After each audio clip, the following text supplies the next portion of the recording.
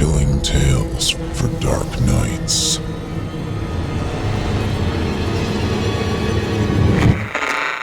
Want to make sure you never miss a Chilling Tales for Dark Nights video again? Be sure to subscribe and hit that bell to turn on notifications.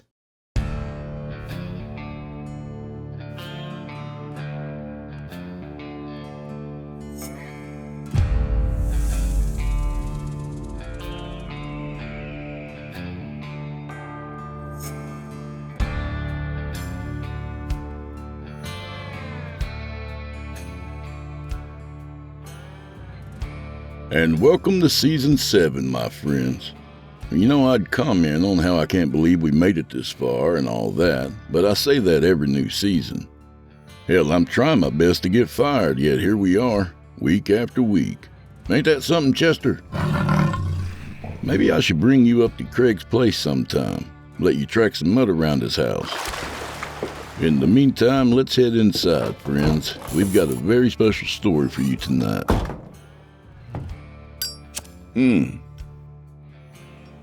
That's better. Hey, we'll talk about SimplyScaryPodcast.com later.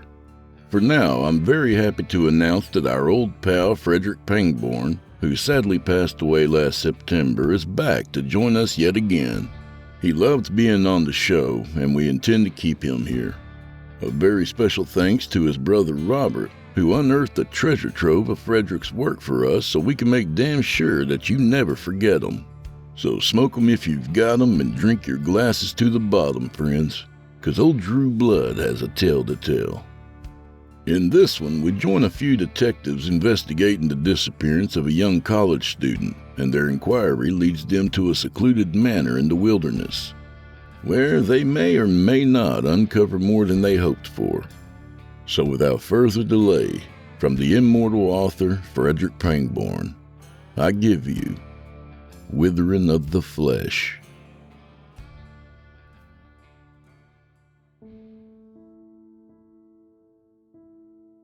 This the right place?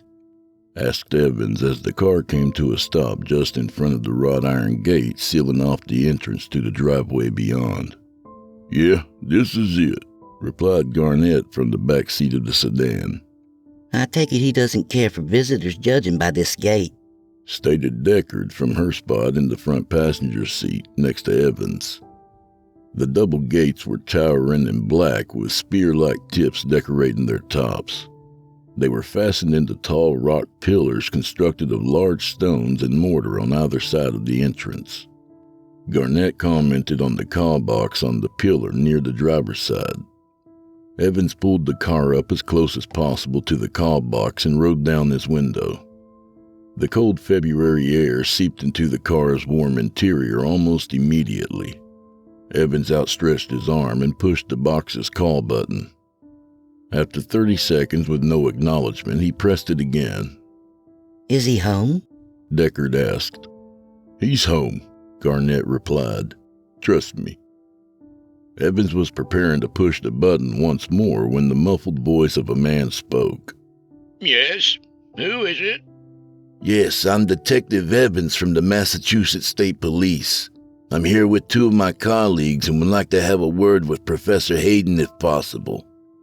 After a moment, Evans wondered if the man had even heard his request and was reaching out to press the button once again when the voice returned. Professor Hayden will see you. After the voice gave its blessing to enter, a buzzing sound emitted from the gate as it was electronically disengaged, and the dual gates began to slowly open inward. Evans promptly rolled up his window to his passenger's delight, sealing out the cold.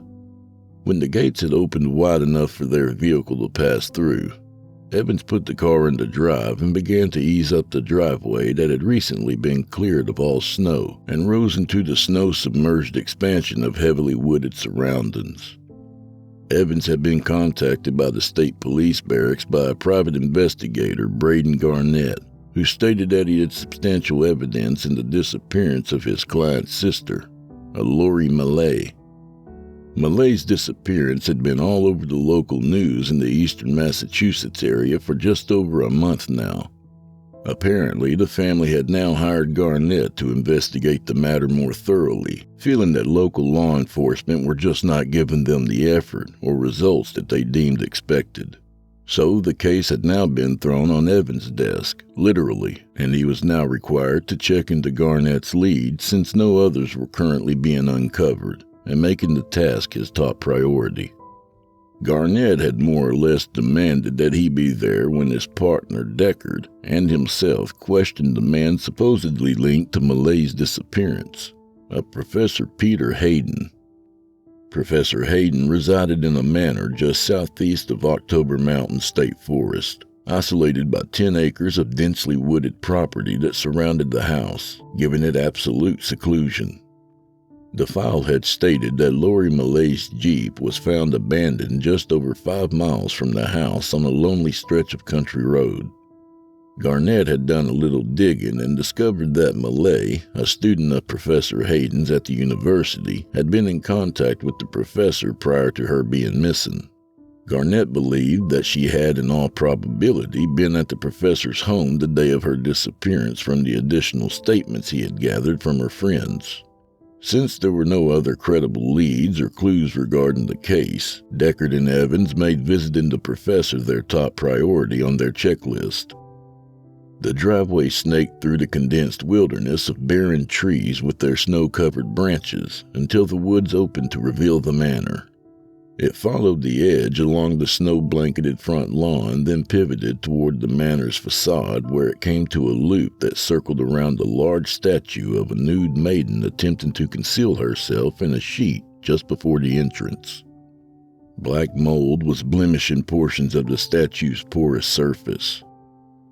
The manor itself was a tall 2-storied structure of old-world architecture with wings extending from both ends of the main building. Wide, elongated framed windows were placed across the manor's brick-faced front. Green moss had laid claim to large sections of the black slates of the roof. Evans moved the car around the arc of the driveway and eased it up to the stairs leading up to the front door. Putting the car in park, he turned to Garnett in the back seat. Let us do the talking, okay? Your presence here is only a courtesy on our behalf. Got it? Garnett almost looked insulted by the man's statement. Yeah, I got it. Good. A set of large, stained mahogany doors greeted the three as they made their way up onto the porch and beneath its overhang. Evans noted the medieval-like style construction of the doors. They had been meticulously designed for both strength and decor. He was preparing to use the iron line head knocker fastened into the door's face when he heard the distinct sound of the door being opened from within. He glanced at his 2 companions and saw them adjusting their suits beneath their overcoats just prior to the door opening. Only one of the pair of doors swung inward. Standing in the doorway's threshold stood a tall elderly gentleman who Evans placed in his early 60s. The man in his black suit was as equally tall as Evans 6 feet, his gray hair slicked to the side, his face gaunt and somber. He stared at the trio, awaiting them to state their business. Good afternoon. I'm Detective Chance Evans with the Massachusetts State Police. Evans was pulling his credentials from inside his blazer and flashing his badge. This is my partner, Detective Ariana Deckard and Mr. Braden Garnett. We'd like to have a word with the professor, please. There was a brief and silent pause before the man stepped to the side and opened the door fully with a nod of acceptance. The three graciously stepped inside. The foyer to the manor was an expansion of exquisite architecture from another time period. A dual staircase of cherry wood railing rose to the second-floor balcony landing. A chandelier of crystal and iron woven into an intricate design hung lazily from the cathedral ceiling between the rising stairs. Suits of ancient Spanish armor with crude halberds clutched in their metal gauntlets stood beside the foot of each staircase. Large potted plants, statues of polished marble, and rare paintings added to the grandeur of the manor's interior decor. Professor Hayden will be with you momentarily. The man, who was obviously a butler of some sort, stated before he casually made his way into one of the doors adjoining the foyer and disappeared from the room, leaving the three alone. "This place looks like a museum," Garnett said as he took in the foyer's decorative displays. "This room itself has more square feet than my condo," Deckard added. Though he didn't add his own personal comments concerning the manor's impressive foyer, Evans felt that being inside the house made him feel very insignificant and small. It was then another door opened into the room, and a man he could only assume was Professor Hayden entered. He was tall and somewhere in his early 50s. His goatee and hair were gray. His long hair reached his collar. His bangs hung just above his eyes. Good afternoon. I'm Professor Hayden. How can I be of assistance? Hayden said as he neared the trio. Evans ran through their introductions once more, and each displayed their credentials as they were acknowledged. "So, what exactly can I do for you, detectives?" asked Hayden. "Do you know Laurie Millay, Professor?" Deckard began. Hayden thought for a moment and caressed the hair on his chin.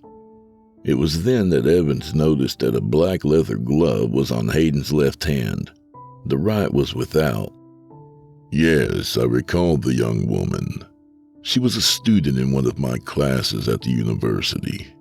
She is also the very one who's gone missing, correct? Am I to assume that this is the reason for your visit?" "That's correct," said Evans. "Was she here recently, at the manor?" "Obviously, you mean before her disappearance?" "Yes, obviously." "Yes, she was here briefly. That was about 2 months ago, if I had to guess. She was dropping off a dissertation she was working on. She had exceeded the initial deadline and wanted to get the paper to me as soon as possible, so she personally dropped it off here."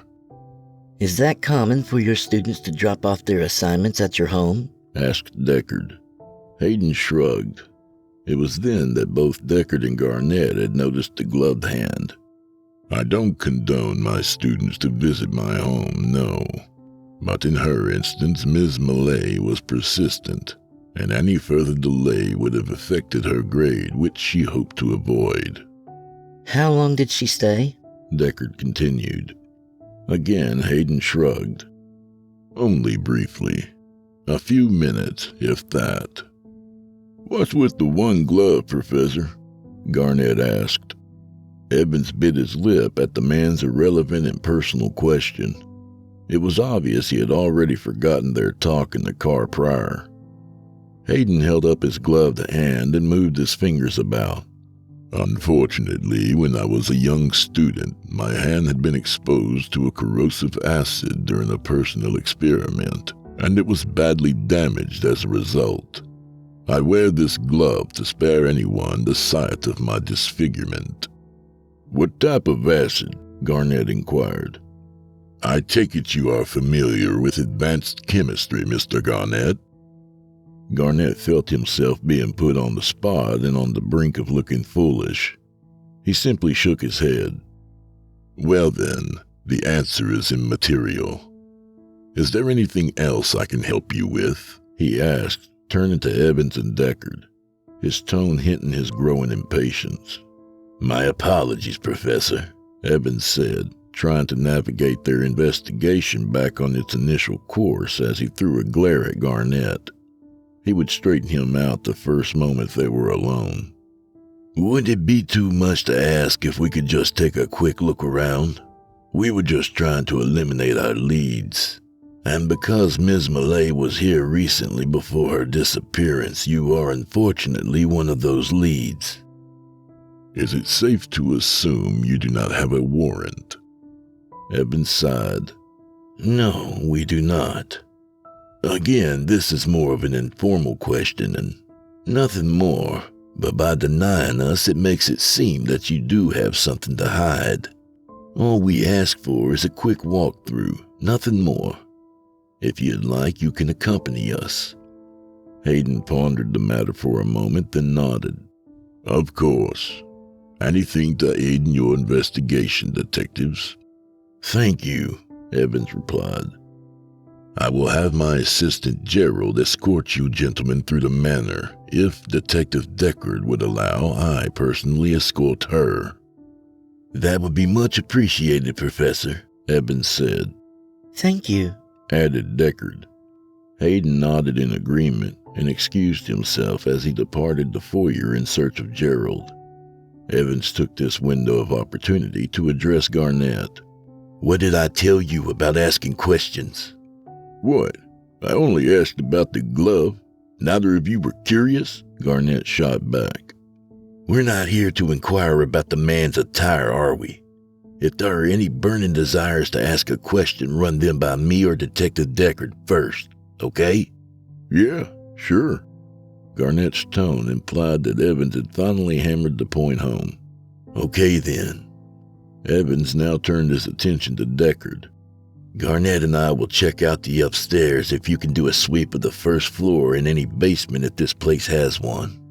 Sounds good, Deckard replied just as Hayden was walking back into the foyer with Gerald at his side. I've informed Gerald of your request and he will accompany you throughout my home.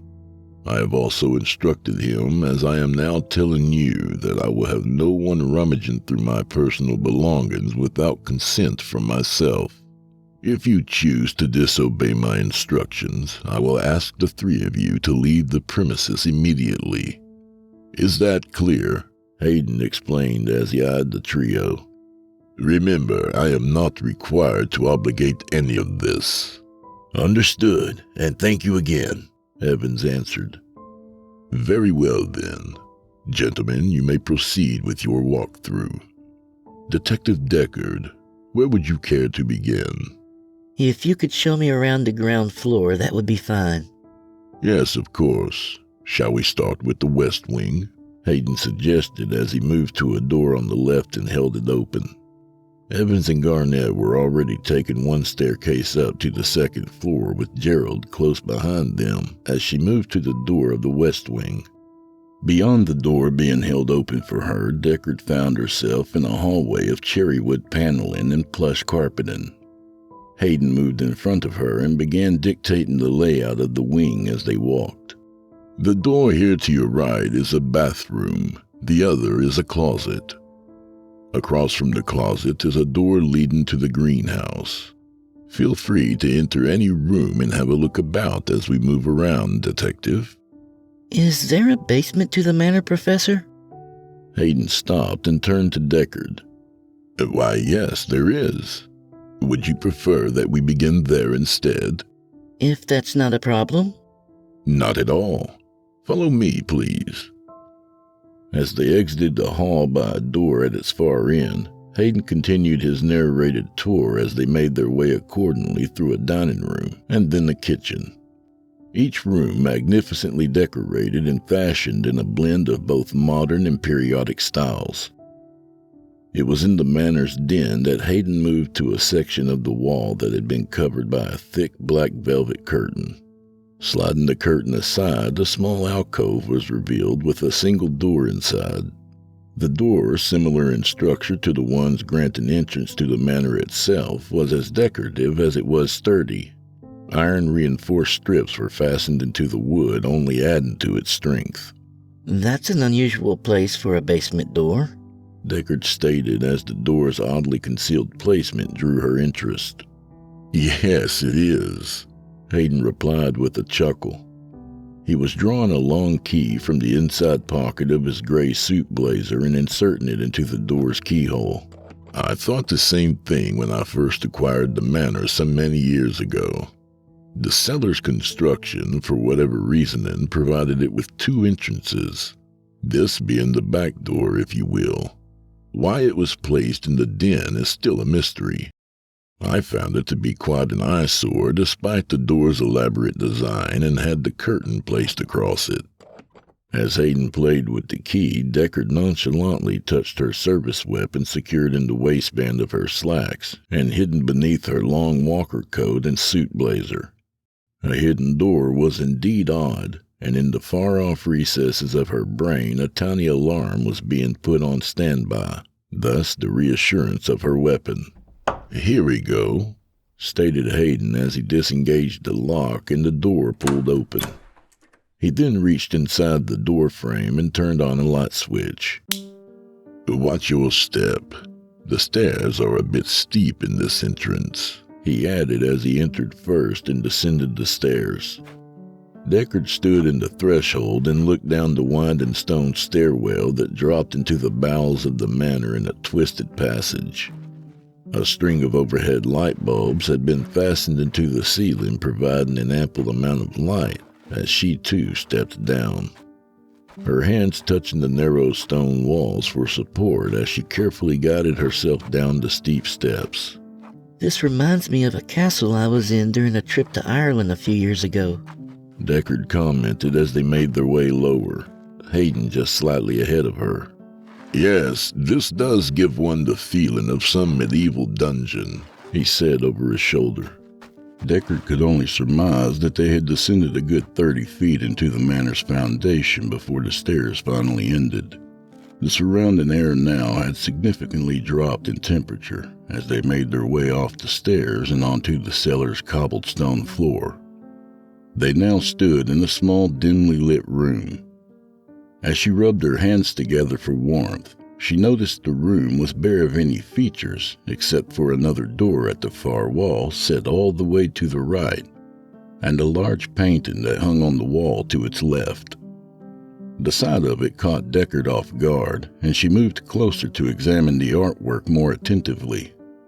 The painting was set into a wide wooden frame of refined craftsmanship. It was, however, the artwork itself, rather than the frame's intricate carved composition, that was captivating her in some uncanny yet entrancing manner. The painting was of a woman. She stood in full view. Not some portrait revealing only her head and shoulders, but a full-body portrayal. She stood without clothing, save for a long slit skirt of bright yellow that flowed from her small waist to her bare feet. One shapely leg protruded, revealing her well-formed thigh, her bare breasts firm and swollen. Upon her head, she wore what Deckard could only refer to as a skull crown. A skull mask of gold covered the upper half of her head, displaying only her mouth and the lower half of her face. The eyes of the skull were blackened voids, denying the viewer the woman's true eyes. Her slightly parted lips painted in a glistening black. The top of the skull crown fanned out into a menacing array of long spikes. Her long black hair hung from underneath the crown and over her delicate shoulders. The oddity which made this portrait so unusual and disturbing was not the fact that the woman's skin was of a bluish hue, but that from her back grew 4 long, twisted, tentacle-like appendages of the same color, their tips adorned with razor-sharp talons. In one hand an ornate scepter of some ceremonial importance. The other held a human skull. What in God's name? Deckard's words spilling quietly from her lips in disbelief. "That is quite a painting, is it not?"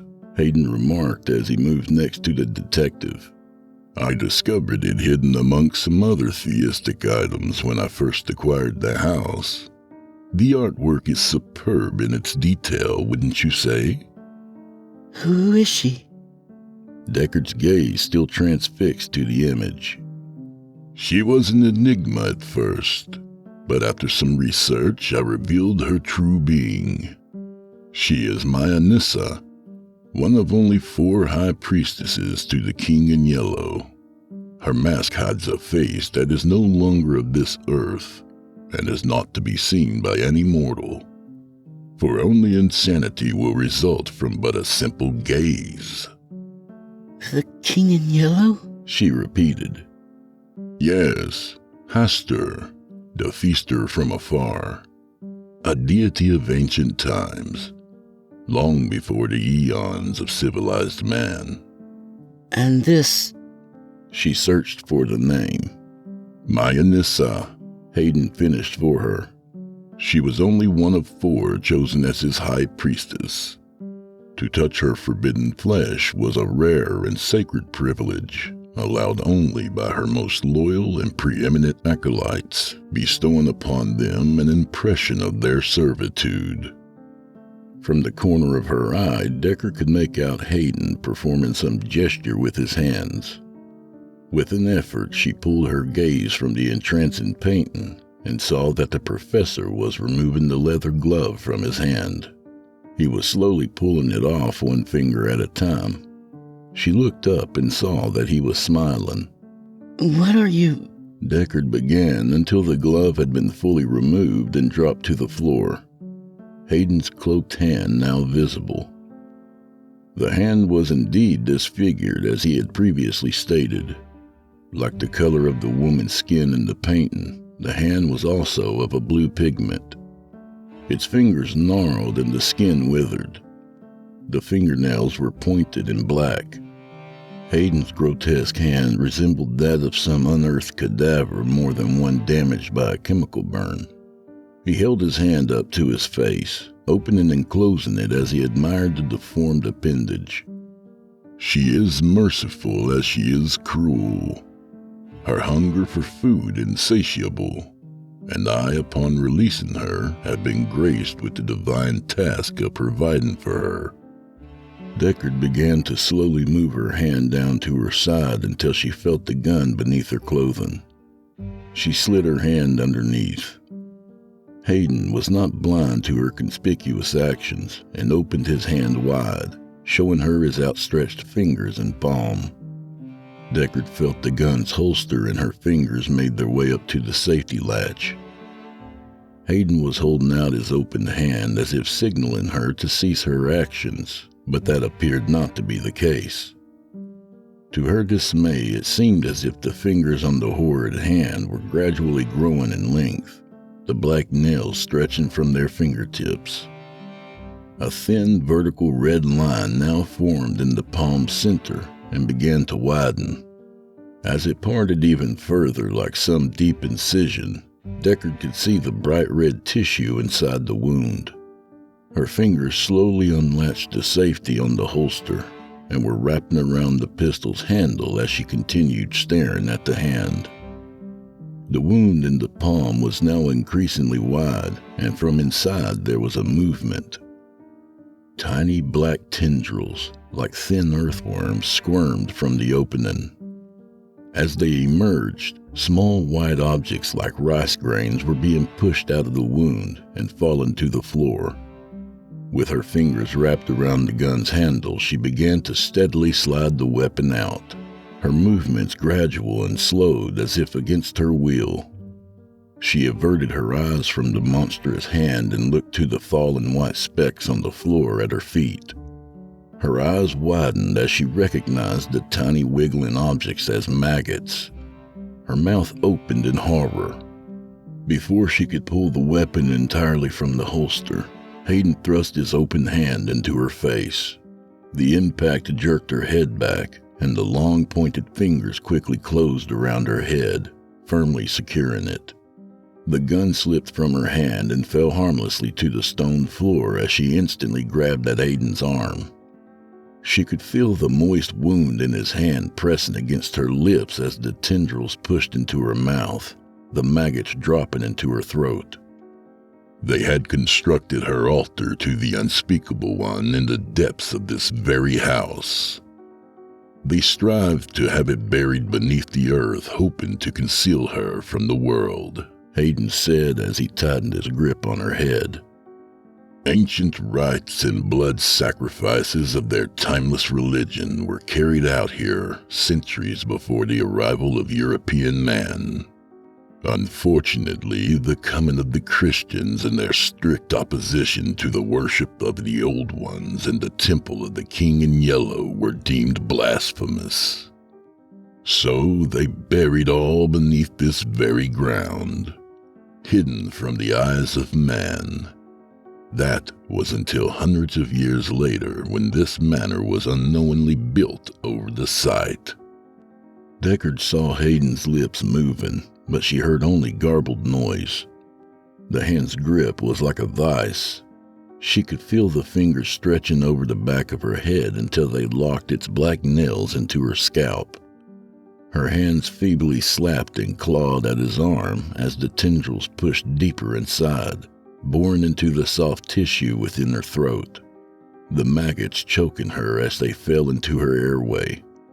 Unlike the unnatural strength of Hayden's hold on her face, Deckard's own power waned as she felt weaker by the second. Something was unknowingly happening to her. Her legs suddenly buckled, and as she dropped to her knees, she looked at her own hands as they clutched at the sleeves of his suit jacket. They had become dry and shriveled, the color draining from them. Her life was being sucked from her. Unbeknownst to her, the iris of her eyes were also being siphoned of their green color, as was her red hair, both fading to white. Your life is as insignificant as a grain of sand in a vast desert, detective. Your body will provide more than it ever would have in life. Hayden spoke as Deckard's hand slipped from his arms, and her withered body went limp.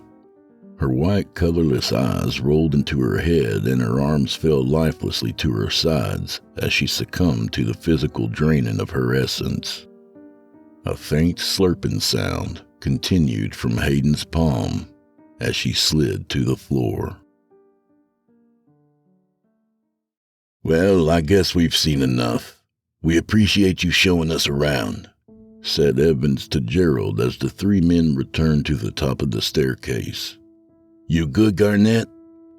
Garnett's attention was pulled away from looking over the railing of the landing and down into the foyer. Yeah, I'm good.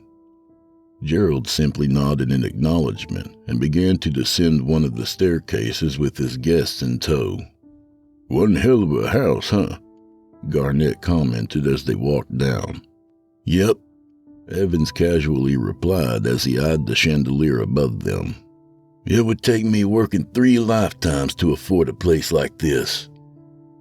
Once they had stepped back into the foyer, Gerald turned to them and said in his dry, toneless voice, If you gentlemen would be so kind to wait here, I will inform Professor Hayden that you were satisfied with the complete walkthrough. Before either of them could reply, the man had already turned away and disappeared behind the door. Now that is an odd fella, Garnett said in a hushed voice as he was already smiling at his observation. Odd is an understatement, replied Evans. If Deckard comes up empty-handed, it's back to square one. You know that, right? Yeah, I know. I just got a feeling we missed something. Everything points to this house. Evans sighed as he pulled his cell phone from his coat pocket. I know. I feel it too. But without a warrant, there's only so much poking around we can do. Technically, he could have told us to piss off when we asked to do a walkthrough. Shit, said Evans as he scrolled through the messages on his phone. Excuse me, I have to make a call in private. I'll be right outside. If Deckard found anything, come out and get me, okay? Garnett nodded as Evan opened one of the front doors and exited before letting a gust of icy wind enter the room. No sooner had Evans departed did Gerald reappear. He stood for a moment in the doorway he emerged from, scanning the room for Evans. He's outside making a phone call, Garnett informed him. I see. Miss Deckard would like to see you. She wishes your opinion of something she's found. Me? Garnett pointed at himself as he walked forward. Yes. He stood to the side as he held the door open for the investigator. She said it was quite urgent. She's in the basement. Garnett paused and looked over his shoulder at the set of front doors. The basement, sir? Yeah, sure. Garnett adjusted his belt as he threw one last glance at the front doors and decided Evans would have to wait. He'd handled the find without him, proved that he didn't have to be a state police detective to conduct a proper investigation. He walked into the open door being held for him. Gerald led the way through the manor's interior, with an awed Garnett following as he took in more of the home's decorous appearance. They ended in what seemed to be a den. Gerald moved across the room to a small alcove in which an ornate wooden door was set within. Gerald pulled open the door and stood to the side. "Detective Deckard and Professor Hayden are waiting just downstairs, sir." Garnett sniffled and looked about the room, as if there was someone about who would grant him reassurance about his decision of going downstairs without Evans. He felt that he was perhaps irresponsibly neglecting the foreboding impression that was now being generated. Obviously, there was no one else in the room, and he nodded to Gerald as he made his way through the doorway and down the stone spiral staircase. "Mind your way, sir. The stairs are steep," Gerald called from behind him as he remained in the doorway above. Again, Garnett simply nodded. "Detective Deckard," he called out as he guided himself carefully down the narrow stairway. When she didn't answer, he called out for Hayden. Again, his voice fell flat and deadened against the stone walls unanswered. He now found himself standing in a small room beneath the manor.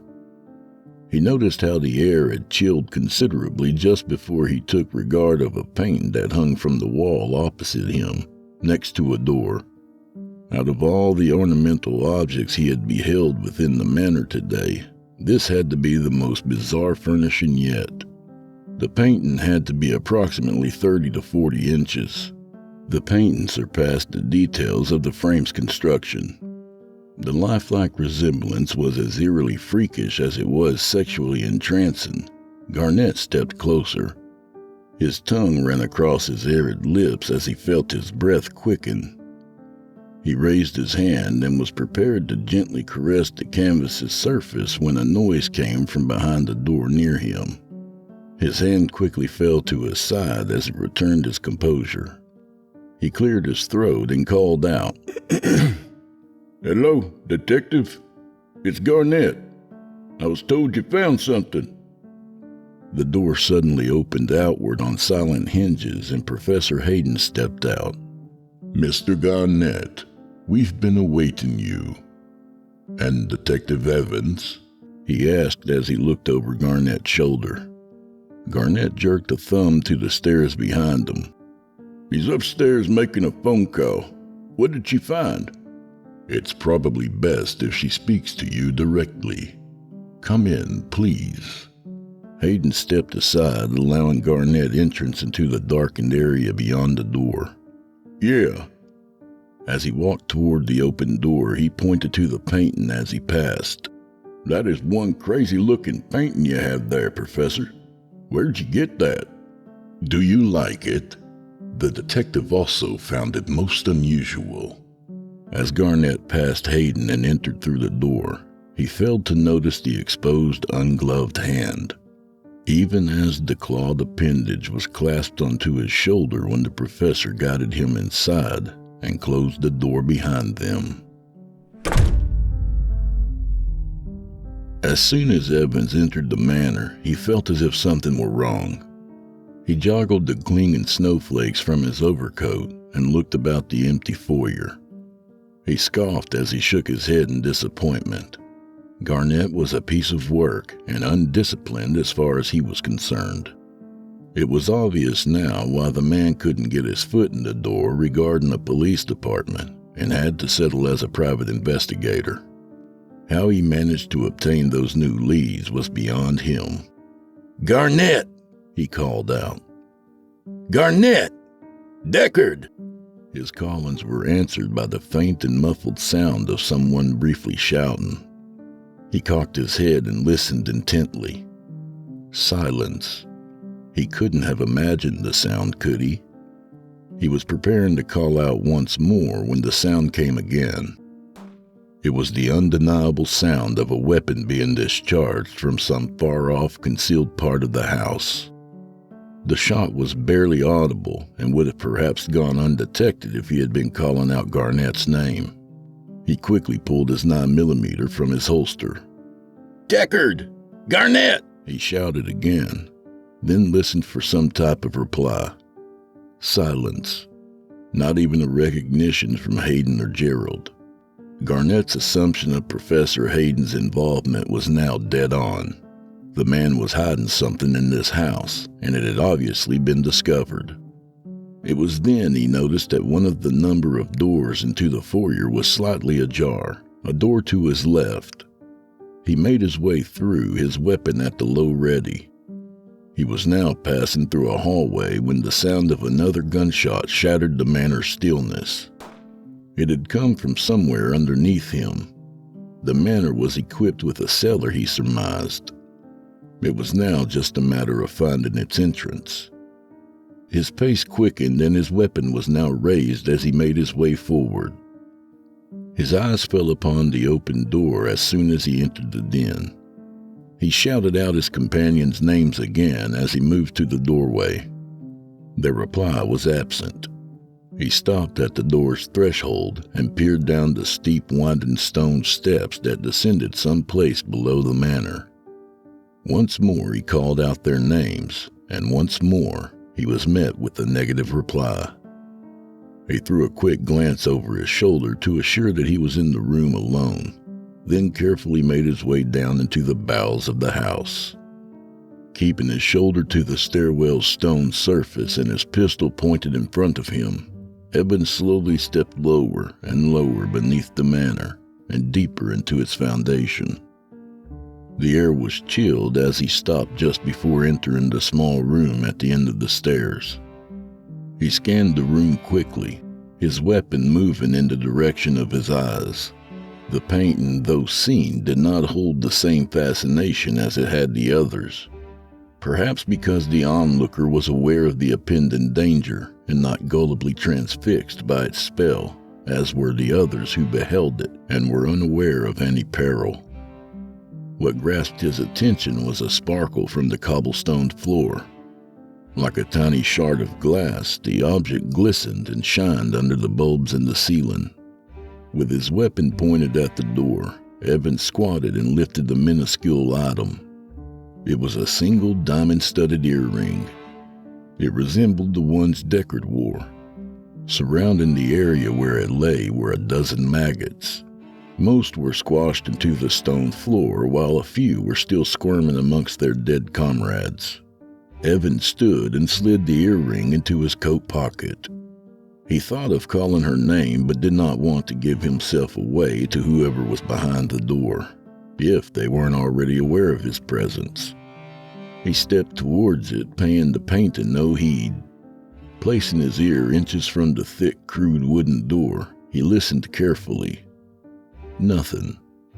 Grasping the door's handle, he slowly pulled it open. To his satisfaction, it opened as silently as it did without restriction. As it widened, he could see that the area beyond was shrouded in darkness, save for the flickering light of some fire within.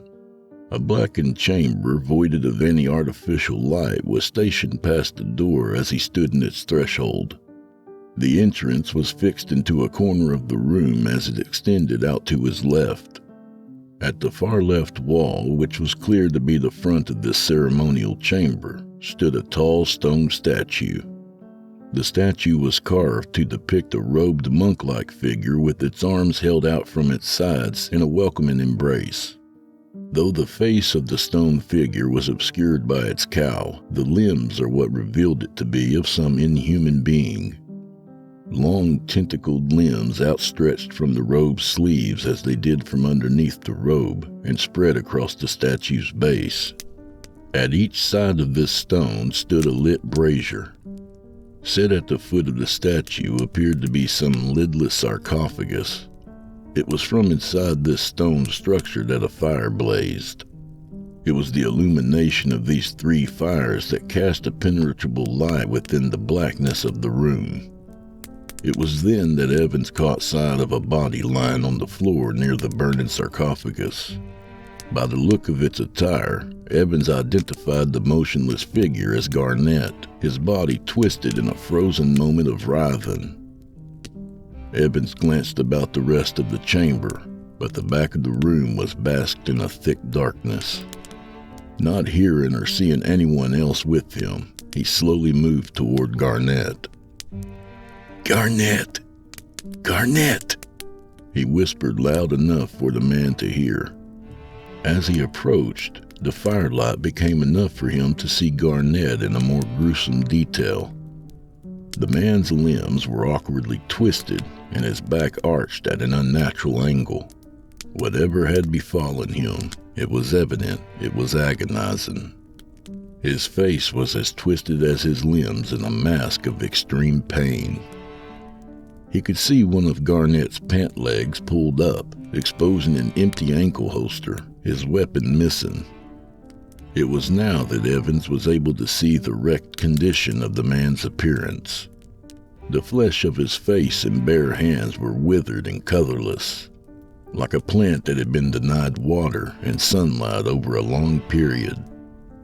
Even Garnett's hair and wide, terror-stricken eyes had been sucked of their color, leaving them pure white. Evans gasped and took a step back, his mind frantically racing to decipher what could have possibly done this to the dead investigator, and at such an accelerated rate. He was just talking to him less than 20 minutes ago. He averted his eyes from Garnett's deformed corpse and turned them to the flames within the sarcophagus. He then discovered yet another horror. Laying inside, engulfed in the flames, was the blackened skeletal remains of another body. Like Garnett, the charred form was contorted from some painful demise. One arm poked upwards from the flames, its hand in a claw-like posture. Deckard's face flashed before him. He stood rooted to the floor, his eyes staring at Deckard's body, now being used as some burnt offering, as the grisly sight held him in a hypnotic state of disbelief. What was supposed to be a simple questioning had quickly escalated to a double homicide in less than an hour. He had to get back to the car and call in for backup. Yes, that was the only option. Whatever had taken out Deckard and Garnett this quickly was sure to do the same to him if he did not get out of this house. As the plan was being solidified within his head, a noise awakened him from his daze. He listened, trying to put the sound of blistering flesh aside for the moment and concentrating his hearing elsewhere. It came again, from behind him, a loud slurping sound. Evans found his palms moist and his mouth dry as he slowly turned around. At the back of the room he could now make out a shape. With his eyes now adjusted to the darkness of the room, he could see what appeared to be the faint silhouette of a human figure. He then recalled the small tactical flashlight he had attached to his belt opposite his sidearm. With his weapon pointed in the figure's direction, he slowly pulled the miniature flashlight out. As he carefully moved, the slurping and sucking sounds continued from the direction of the figure. With the flashlight now in his other hand, he turned it on. Basked in the electric light was Professor Hayden. He was down on one knee, his head bowed, and his left arm lifted high. The hand to his uplifted arm was opened and the palm facing up. Unusual, yet nothing threatening in his stance. It was when Evans looked to the sound of the wet slurping that he witnessed the shocking interaction that Hayden was having in the cover of the shadows. It was the golden headpiece that stood out briefly in the light, its horned spikes long and menacing. The wearer of this metal mask was drinking noisily from Hayden's palm and swallowing its unseen contents. The woman, as Evans concluded because of her large hanging breasts and long black hair, was cupping the presented hand in her own blue taloned hands and sucking from whatever essence it presented. Hayden, as if he finally acknowledged Evans' presence, turned to face him, his arm still lifted high and his eyes squinting against the light. What did you do? Evans shouted, raising the gun at Hayden. They suspected nothing. The arrogant and the innocent never do. Evans now saw that Hayden's other hand was clutching his side just above his hip. Blood was running through his fingers from the gunshot wound that Garnett had apparently caused before his death, and that he had heard when entering the manor. What the fuck is going on, Hayden? Get up and back away from that woman! Hayden chuckled at Evans' request, his eyes still squinting from the light. You are nothing remotely to fear, Detective. How can one fear something as frail and insignificant as yourself when death is on my side? With no conscious thought, Evans squeezed off 2 rounds into Hayden. The first struck his upper arm, breaking his humerus bone and spinning the man around just as the second round pierced his chest. At the sound of the first gunshot, the blue woman jerked her head from Hayden's hand and disappeared into the darkness. Evans spun the light in the woman's direction, but it revealed only a stone wall. It was as if she vanished within the shadows themselves. Evans was breathing fast and hard as if he had just crossed the finish line to some lengthy sprint, his weapon still raised and scanning the walls in front of him. What the hell did he just witness, if he witnessed anything at all? The woman was as real as Hayden was, yet she was gone. In the blink of an eye, she was but an erased fragment of his imagination. Hayden groaned and brought Evans' attention back from the shadows to something tangible. He slowly stepped toward the injured man with his gun still pointed at him. In the flashlight's radiance, Evan gazed at Hayden's dying body. Blood was pumping freely from the chest wound and was also trickling from the corner of the man's mouth. Who was she, Professor? What's going on here? Hayden leisurely turned his head to face Evans, his eyes glazed and staring blankly. He did not speak, though. His lips quivered as he attempted to, but nothing audible emerged. His left hand rose as if to touch his killer, but his life had ebbed from him, and the hand fell limp to the stone floor. Evans moved the light over the hand and grimaced at the horrid appendage. The wound in the palm was slowly closing, and the black worm sliding back inside. Had the woman been drinking from the gash of that claw? Evans took a knee next to Hayden and examined the hand more closely. It was obvious why a glove had to be worn, but the deformity was more of some genetic mutation than any acid burn. Acid did not produce pointed black nails like some animal. Without warning, the flashlight's beam flickered and died. Something moved on the stone floor near him, and he whirled, his gun raised. Partially shrouded by the shadows cast from the flames behind him, the woman had reappeared. Her bare leg protruding from the yellow skirt was inches from Evan's face. The skin blue and firm. A desire to caress and gently kiss her exposed thigh washed over him as he pointed his gun away from her. For reasons unknown, he dared not look up to her face. He was being drawn into a spell-like enchantment of her very presence. Something was now moving into his line of vision. It was her hand, delicate and blue. Her fingernails long, black, and pointed. He could only watch as she gently swept her soft fingers over the top of his hand. It is done. Return to me. Her voice, like the cooing of a dove, lovingly whispered as she glided backwards and was engulfed by the darkness.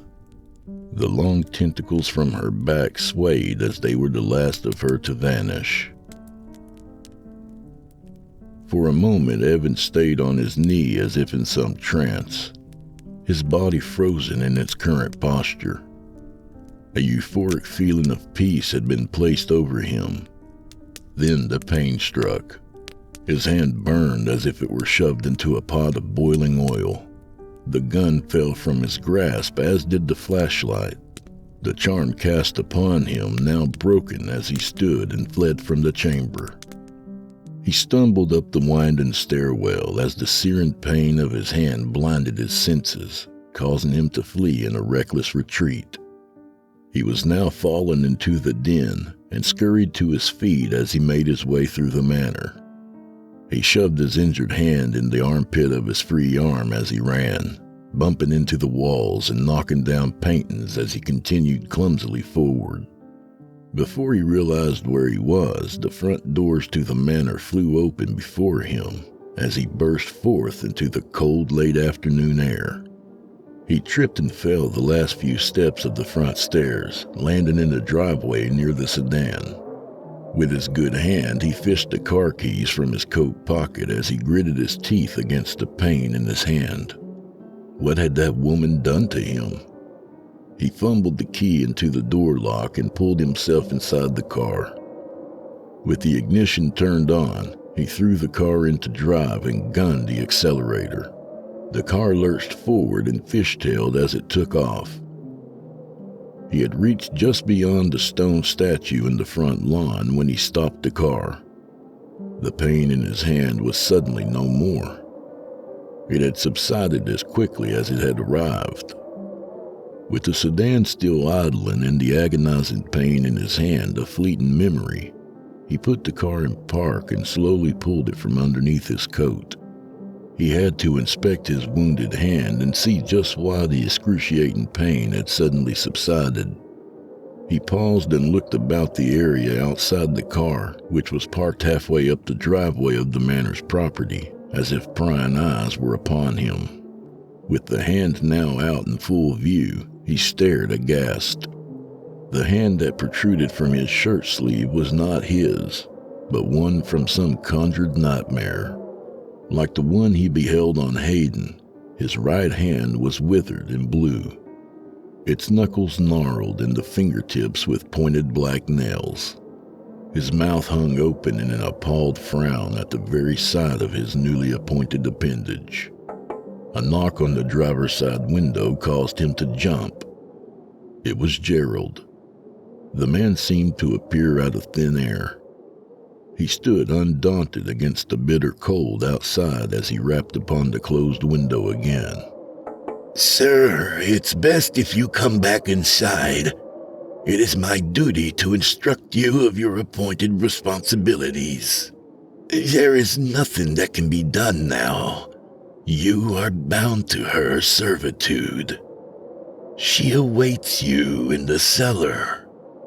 Evans gazed back down to the deformity of a hand and screamed as a gash was opening in his palm, and a thin display of black worms and maggots wiggled from the opening.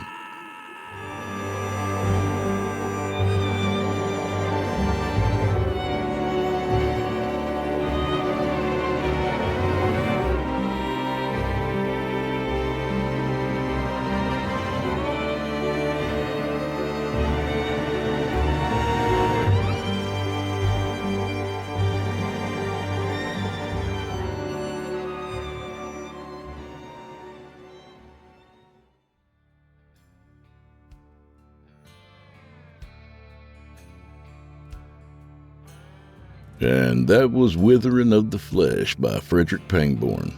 A good reminder not to get hand jobs in creepy basements. I know, it happens. But be forewarned. A little about the author. Frederick Pangbourne was a short story author with over 100 stories to his credit, and the majority of them in publication. He was a retired law enforcement officer and former U.S. Marine. And again, special thanks to his brother Robert Pangbourne, who's partnered with us to keep Frederick's legacy going. Robert himself is an amazing artist who we hope you'll check out. You can find him on Facebook as R.F. Pangbourne. That's simply spelled Pangborn. Not the fancy way old Fred spelled it to throw everyone off. And also at Pangbourne RF at Instagram. Check the show notes for a link. His paintings are genuinely horrifying. Thanks, Robert, and thanks, Fred. Gone but not forgotten, amigo. And do old Drew Blood a favor, would you? Subscribe to his podcast wherever you do your listening and leave him a 5-star review and a kind word, even if you're listening on YouTube. He needs soldiers on all fronts to win this battle, and he appreciates it. To hear a premium ad-free edition of tonight's and all the other episodes, visit simplyscarypodcast.com today and click Patrons in the upper menu. You'll find yourself at chillingtalesfordarknights.com, where you can become a patron for as little as $5 per month and get access to their entire audio archive, all ad-free and available to download or stream. Thank you for your time and for supporting our sponsors. When you support our sponsors, you support this show. If you happen to use Facebook, Twitter, Instagram, or YouTube, you can follow and subscribe to Chillin' Tales for Dark Nights there, where you'll get all the latest updates and new releases and have the chance to interact with them each and every week. Oh, and you can find Drew Blood on Facebook and Instagram, and sometimes Twitter. The Drew Blood's Dark Tales podcast is accepting submissions, friend. If you've got a story or two you'd like to be featured on the show, send it to drewbloodhorror@gmail.com. If selected, you'll get the full treatment, 10 bananas.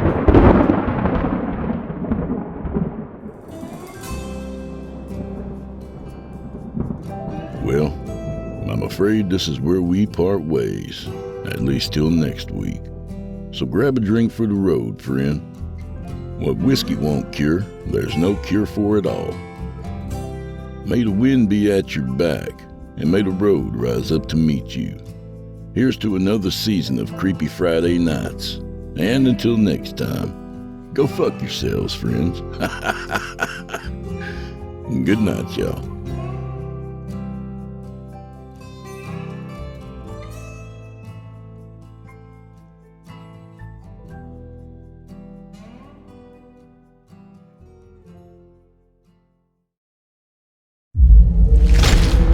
Chilling Tales for Dark Nights.